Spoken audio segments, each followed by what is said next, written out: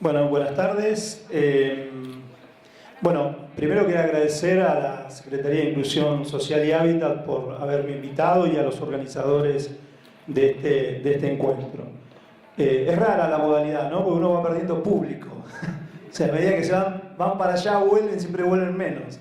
Pero bueno, a ver, yo tenía como bastante pensado contar también a ver, cómo se trabaja desde las organizaciones sociales en conjunto con el Estado, pero bueno, sinceramente después de haber escuchado a distintos panelistas recién, cambié mi presentación y les voy a contar, siempre me pasa lo mismo, nunca digo lo que preparé durante una semana. Pero digo, no, les quiero contar, en realidad les voy a hablar más desde el corazón y de lo que nos pasó a nosotros viviendo desde muy chiquititos en una villa, ¿no? Porque me parece que eso me parece más interesante para después sí meternos en los últimos minutos en el proceso de urbanización. A ver, nosotros allá por el año 90, ¿sí? Cuando éramos muy jóvenes, en un asentamiento del conurbano bonaerense, en Moreno, donde no teníamos espacios realmente para desarrollarnos como jóvenes, decidimos en el basural del asentamiento comenzar a pensar el sueño de nuestro propio club. Así comenzó nuestro cuento hace muchísimos años. A ver, en una de las zonas más complicadas del conurbano bonaerense, y lo sigue siendo actualmente, ¿no? Que es Moreno, 65% de pobreza, 62% de los pibes entre 17 y 25 años no trabajan ni estudian. Digo, una situación como bien delicada sobre 700.000 habitantes. Y ahí, en ese lugar del conurbano bonaerense, en la década del 90, ya empezaba a surgir fuertemente todo el tema del narcotráfico en Argentina y se empezaba a profundizar. La Secretaría, me acuerdo, de la Nación decía que era uno de los lugares más peligrosos de nuestro barrio, uno de los lugares más peligrosos del conurbano bonaerense. Nosotros en ese lugar donde nos habíamos criado y que no entendíamos de estadísticas, donde venían un montón de técnicos del Estado a nivel nacional, provincial y municipal, en ese momento ya teníamos el intendente que tenemos hoy. Nunca cambió, increíble, ¿no? O sea, las cosas del conurbano bonaerense, 18 años después. Digo que no entendíamos de estadísticas, nos venían a hablar y veíamos muchísimas cifras, ¿no? Tanto porcentaje, este porcentaje de pibes, tantos muertos, tantos... Nosotros lo que queríamos era jugar al fútbol, sinceramente. Nosotros nos queríamos encontrar, queríamos tener un espacio para nosotros, porque justamente lo que nos había pasado, que nos habíamos empezado a juntar en las esquinas como modalidad. Y ahí nos descubrimos nuestra cancha, en el basural descubrimos nuestra cancha. Y ahí pusimos nuestros dos arcos y empezamos a construir nuestro cuento de vida. Y así comenzamos allá por el año 90, 94. A raíz de todo ese proceso formamos nuestro club, Defensores del Chaco, una organización muy prestigiosa a nivel internacional, que realizan actividades hombres y mujeres, más de 4.000 chicos actualmente hacen actividades semanalmente. Y a partir de ahí realmente nos dimos cuenta que lo que nosotros queríamos empezar a incidir eran políticas públicas, porque las organizaciones sociales teníamos un techo. Cuando nosotros empezamos a pensar la urbanización de nuestro barrio, porque nosotros queríamos tener cloacas, queríamos tener agua potable, queríamos tener nuestra escuela primaria, nuestra escuela secundaria, queríamos tener nuestro jardín de infantes, es decir, derechos constitucionales, ser un poco más feliz, nada más que eso queríamos. Y eso realmente no llegaba de las políticas públicas, y cuando llegaba, llegaba mal, porque realmente no había participación comunitaria. Nadie nos consultaba. Venían un montón de técnicos con la mejor intención seguramente y un montón de sábelo todo, ¿no? Que venían a nuestro barrio y cuando hacían las cosas las hacían mal, ¿no? Yo recuerdo un cuento siempre que es maravilloso que se construyó un gran tanque, ¿no? Para darle agua a todo nuestro barrio. Y cuando se construyó el tanque, bueno, la gente lo tiró abajo, hubo un sabotaje, ¿no? Entonces el gobierno decía, pero ¿cómo tiran esto abajo? Y cuando se nos consultó, yo recuerdo haberles dicho, digo, ¿saben qué? ¿Saben lo que soñó en ese lugar la comunidad? La comunidad soñó un jardín para sus pibes. Hoy está hecho por la propia comunidad, ¿no? Pero en ese momento, ¿me entiendes? Colocaron un tanque porque pensaban que estaba bien darle agua a la gente. Y quizás estaba bien, pero nadie sentía que eso era propio. Y así comenzó, y así empezamos a construir nuestra propia historia. Fuertemente entendiendo, primero de empezar a organizarnos, a escucharnos, a autoconvocarnos, a pensar y mirar nuevamente a nuestros pibes, porque los pibes estaban en las esquinas porque la sociedad en general y el Estado, desde una gran responsabilidad, le había sacado la mirada a nuestros pibes. Y nosotros como ciudadanos y como jóvenes que eran, lo que queríamos fuertemente era recuperar la mirada en ellos nuevamente, volver a mirarlos. Que siempre digo que ese es el gran plan de seguridad que tiene que elaborar la Argentina, ¿no? Volver a mirar a sus pibes, pero mirarlos realmente a los ojos y empezar a preguntarles qué es lo que quieren en la vida. Esa es una de las cosas ese va a ser el gran plan de seguridad alguna vez algún gobierno desarrolle. Cuando mire nuevamente a sus pibes. Porque sus pibes no son solo el futuro, son su presente. Y cuando uno ve el conurbano bonaerense, ¿no? Con 50% de los pibes que no van a la escuela, realmente eso es lo que tenemos que empezar a mirar. Y decir las cosas como son. Que la mitad de nuestros pibes en el conurbano bonaerense no estudian. Y el estudio y la escuela, ustedes saben que son las puertas de la libertad, ¿no? Entonces, en ese sentido, nosotros decíamos, nosotros queremos incidir en políticas públicas. Nosotros no queremos ser solamente un ONG. Un ONG porque sabíamos que teníamos un techo económico, un techo en decidir cosas, en cambiarlas. Y así empezamos un proceso e inventamos el fútbol callejero. El fútbol callejero es una herramienta, una metodología, ¿sí?, de fútbol, ¿sí?, que trataba de cambiar los valores en ese sentido que tiene el fútbol tradicional. Y lo dice un ex jugador de fútbol esto, ¿eh? Es decir, en el fútbol tradicional uno juega contra el otro, le quiere ganar, y realmente en las escuelitas de fútbol nos enseñan lo que los profes dicen, todas las picardías, ¿saben? Saltar con los brazos arriba para lastimar al otro y que se cabeceen nuestros codos, bajarle los pantalones, golpear al otro. Te enseñan todo eso porque es parte del fútbol y es parte de la sociedad. ¿No? Eduardo Galeano siempre dice que uno es en la cancha lo que es en la vida. Entonces nosotros decimos, nosotros queremos en realidad usar esta herramienta popular, ¿sí?, pasional, ¿no? Cuando se juegan los mundiales se detiene el mundo. Parece que el mundo por un mes, cada 4 años, ¿no?, se detiene.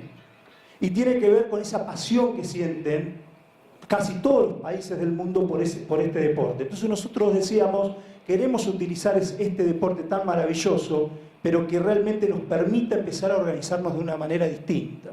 Y así empezamos a jugar, ¿sí?, a recuperar los potreros, a recuperar los espacios públicos, donde los pibes se juntan naturalmente a jugar. Entonces ahí le empezamos a dar forma, donde realmente pueden jugar hombres y mujeres juntos, donde el comportamiento dentro del campo de juego tenga... Ya me están diciendo que me tengo que terminar, que así voy a intentar apurarme rápidamente. Donde el comportamiento dentro del campo de juego realmente incida e influya sobre el resultado. Y a nosotros nos pasó que, me acuerdo una historia que había 2 bandas muy fuertes en nuestro territorio, ¿sí?, que luchaban por el territorio del narcotráfico. Y una vez, con un amigo, nos estábamos retirando del barrio, íbamos a otro lugar, y nos encontramos, ¿sí?, que esas 2 bandas estaban jugando al fútbol. Y realmente después de unos días nos encontramos con uno de ellos, con uno de los líderes de esos grupos, le preguntamos, che, ¿qué pasó que no terminó una batalla campal? Entonces uno de estos pibes nos dijo, profe, nosotros tenemos código. Cuando jugamos al fútbol, jugamos al fútbol. Entonces ahí entendimos rápidamente que estos espacios, que los pibes, en realidad en nuestros barrios, muchas veces, y nuestra propia comunidad, va dirimiendo sus propios conflictos. Y lo que le teníamos que dar era organización barrial a eso. Y así fue que se inventa el fútbol callejero. Y después con el tiempo se incorporó la mujer. Con el tiempo empezaron otros países latinoamericanos a tomar la metodología, a empezar a aplicarla, a empezar a mejorarla en diferentes países. Esta metodología social se convirtió en una herramienta para dirimir conflictos en zonas muy conflictivas, por ejemplo en la Franja de Gaza, ¿sí? Por ejemplo en Colombia, Magdalena Media, en Medellín, en Perú, en Chile, en Guayaquil. Y la historia de Guayaquil es muy particular. Y yo invito realmente a meterse en las páginas y a revisar un poco, porque en 15 minutos uno no puede contar la historia. La historia de Guayaquil es muy interesante, porque digo, había más de 5.000 pandilleros tomando las calles de Guayaquil. Y nosotros empezamos a trabajar con el fútbol callejero, un espacio de mediación, donde se recuperaba el diálogo, donde se escuchaba a los jóvenes. Y empezamos a trabajar con todos los jefes de pandillas. Y uno de ellos, ¿sí?, Pablo Castillo, que ustedes lo van a ver ahora en un pequeño videíto de un libro, y lo van a reconocer, es un afrodescendiente ecuatoriano, donde él era uno de los jefes de las pandillas más grandes de todo Guayaquil. Actualmente postulado 2 veces a Premio Nobel de la Paz. El año pasado perdió con Obama, ¿sí?, la final del Premio Nobel de la Paz. Un joven, ¿sí?, que hace varios años atrás estaba visto como un joven peligroso, terminó siendo el joven que pudo desarmar a 5.000 pandilleros en todo Guayaquil. Y empezó a devolverle realmente a esa ciudad un estilo distinto.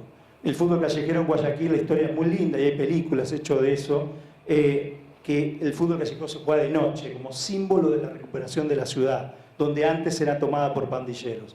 Entonces digo, esta herramienta de desarrollo social es muy interesante porque, por ejemplo, con la Secretaría de Inclusión de Inclusión Social de aquí de Hábitat de Inclusión Social de la Ciudad de Buenos Aires, hemos desarrollado un trabajo en 18 villas de la Ciudad de Buenos Aires y actualmente se está dando en 9. Y lo interesante en ese sentido es que es un espacio de participación comunitaria. Cuando uno realmente toma una herramienta popular, genera un espacio donde los jóvenes se pueden convocar, donde se los puede escuchar, donde la palabra se empieza a recuperar fuertemente, y que esa palabra realmente reemplaza el golpe, reemplaza el arma, reemplaza la violencia, que uno puede realmente empezar a jugar con otro, de otro barrio, que ya las fronteras imaginarias que hay en los barrios, y eso hay que tomarlo en cuenta, ya no existen, porque empieza a ver al otro como uno igual a nosotros. Realmente ahí empieza el cambio comunitario y la participación comunitaria. No puede existir ningún proceso de urbanización si no hay participación comunitaria. Ni en Buenos Aires, ni en el conurbano, ni en la China. Fuertemente porque nuestros barrios no es el Estado, los barrios son barrios. El Estado debe realmente colaborar, acompañar esos procesos comunitarios. Pero tienen que fuertemente ser los barrios, es decir, las comunidades, las que participen en esos procesos. Por eso digo, nosotros festejamos que esta herramienta que nació en un barrio del conurbano bonaerense, hoy realmente se está replicando no solo en toda América Latina, hay más de 200.000 jóvenes participando, más de 400 organizaciones en toda América Latina, y la metodología hoy se trascendió la frontera, se está dando en 64 países a nivel mundial. Vamos a jugar el tercer Mundial de Fútbol Callejero, ahora paralelo al de FIFA, en San Pablo, Brasil en el 2014, hemos jugado Berlín 2006, Alemania 2010, Brasil 2014, y donde juegue la FIFA le vamos a jugar un Mundial del Pueblo, siempre. Y entonces simplemente esta foto, porque para nosotros fue muy importante y es para nosotros el símbolo de las organizaciones sociales y de la juventud articulando con el Estado. Aquí podría también estar la foto de la gente de la SECHI que estábamos articulando hace 2 años con nosotros. Pero realmente esta foto para nosotros es muy fuerte porque es un presidente. Un presidente que realmente decidió invertir lo que tenía que invertir y dándole lugar a las organizaciones sociales como actualmente está haciendo la SECHI.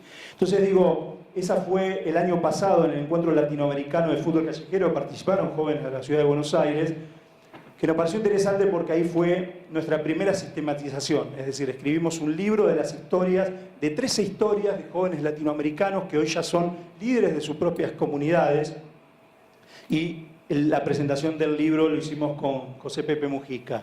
Ahora, para terminar, vamos a ver un pequeño fragmento también del libro, pero contado por los propios jóvenes antes de que ese libro se ponga que se ponga en circulación cuando lo hizo Pepe. Hicimos un pequeño encuentro con ellos, de jóvenes latinoamericanos que están en este libro, y ellos contaban sus propias vivencias. Es muy cortito, yo tomé Es un video que dura 12 minutos, yo tomé solamente 3, 4 minutos simplemente para que puedan escuchar la palabra de los compañeros y compañeras que son protagonistas de este cuento.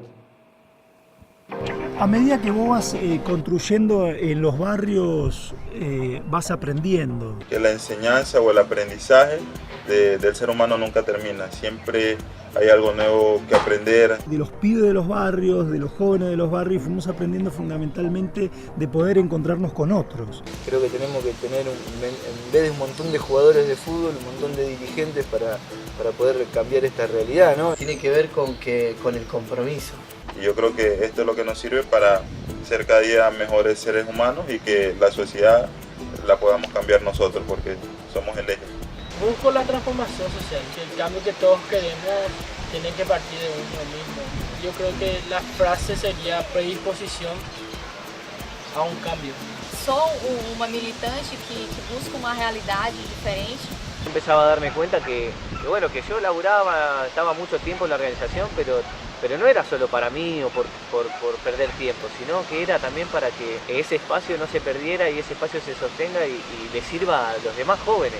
Minha família sempre esteve envolvida nesse âmbito social, de ajudar as pessoas que precisam. Eu cresci com isso foi me atraindo, e hoje eu tornei isso como uma filosofia de vida para mí. Poder trabajar y ayudar a la gente, que es lo que a mí me gusta, trabajar con jóvenes. Yo me considero un tipo comprometido socialmente y soy un soñador donde sueña que las cosas pueden ser mejor.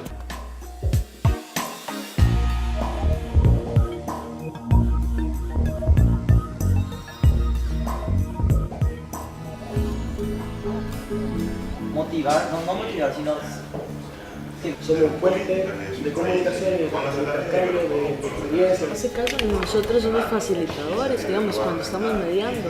Eso lo que te genera confianza, el poder dialogar. Le notas más las consecuencias cuando haces eso con los niños, porque empiezan y le das 2 años y siguen en la misma ronda, entonces digan, bueno, esto funciona, somos iguales acá. Comprendan que no estamos creando estrellas de fútbol, sino que estamos creando mejores ciudadanos, mejores personas con valores, fundamentando todo lo que es una persona de bien dentro de los chicos, por medio de algo que los cambia, que los toca, que les gusta, que es el fútbol.